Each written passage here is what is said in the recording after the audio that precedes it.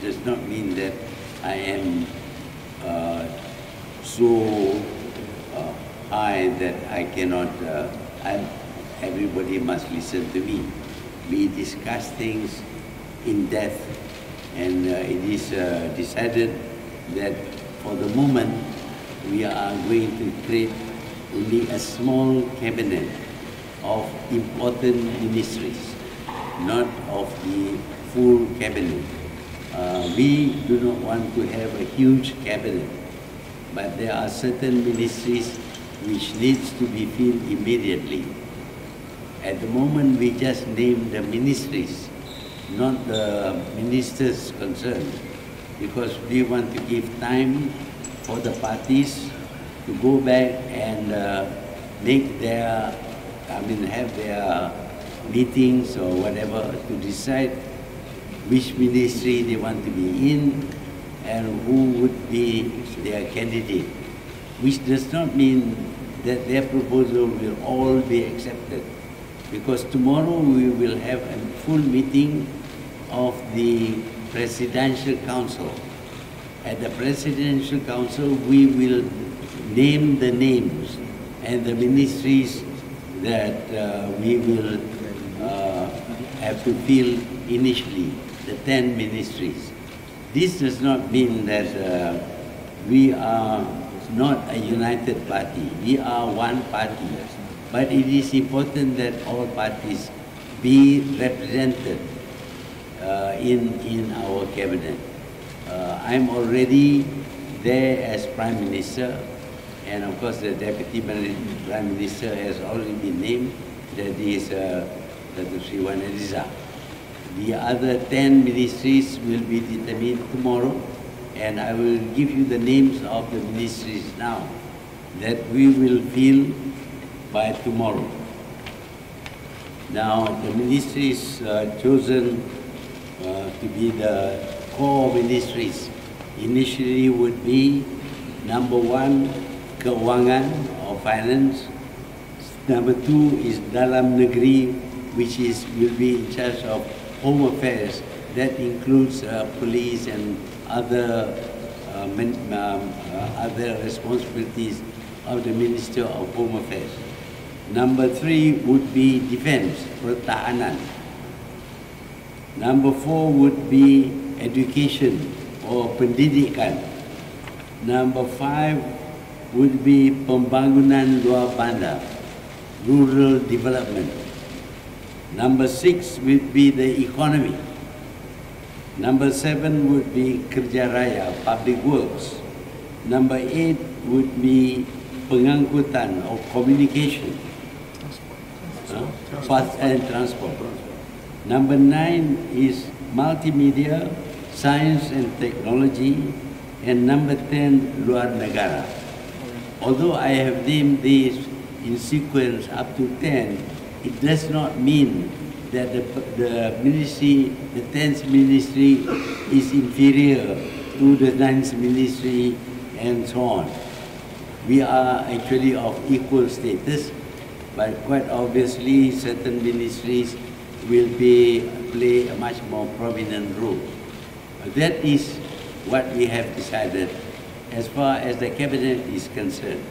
Then we have a problem with many states which have not been able to form the government. There is evidence that there were some manipulation.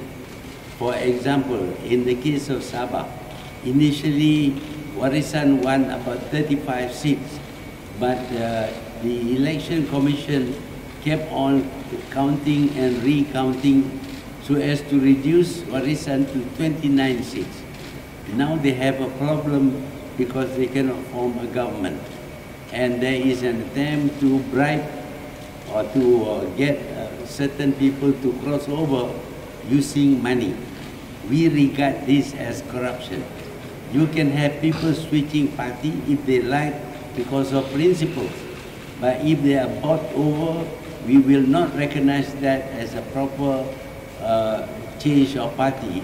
We would investigate this, and when we find elements of corruption or money being paid to any minister to cross over, or anybody else to cross over by giving them money, we regard that as corruption. As much as we regard as corruption, money being paid in order to get votes.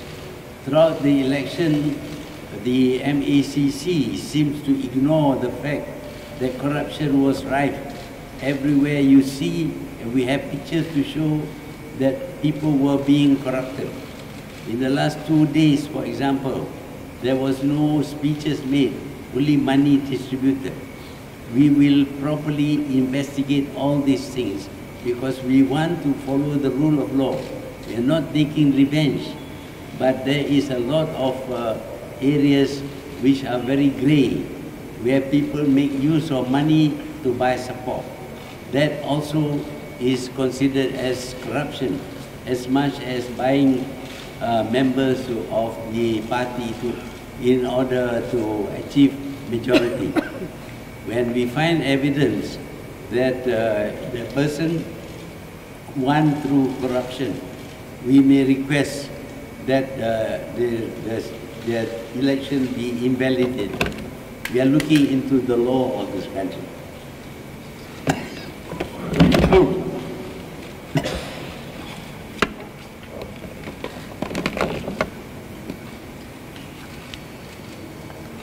We have made a promise in our manifesto that within the first 100 days we will achieve or implement 10 of the major conditions that we want to change, among which of course is the abolition of GST.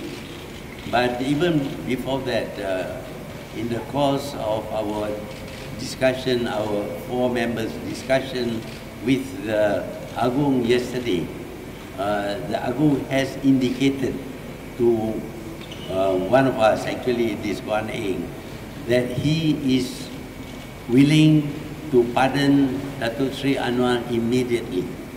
So we will go through the process, the proper process of obtaining pardon for Datuk Sri Anwar. It is going to be a full pardon, which of course means that he should not only be pardoned, he should be released immediately when he is pardoned. After that, he will be free to participate fully in politics. That is one of the things that we decided because of our meeting with the Agung last night. So this meeting is a very short meeting, which is focused on principles only.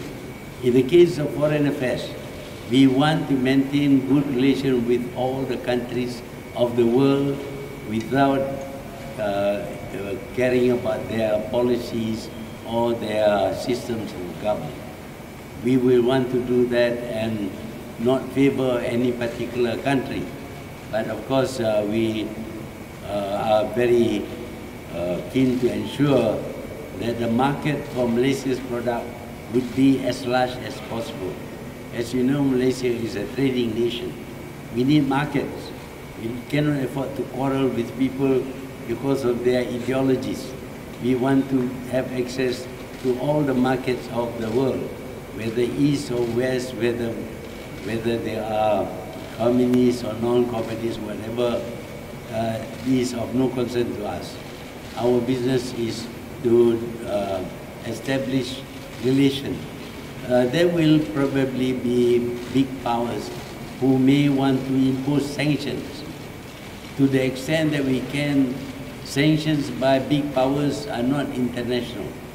Big powers deciding on their own will not influence our policies.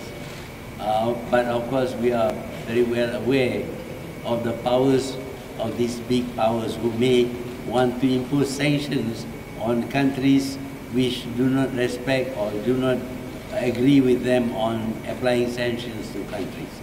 But as far as possible, we are going to be neutral and we are going to be friendly with all countries.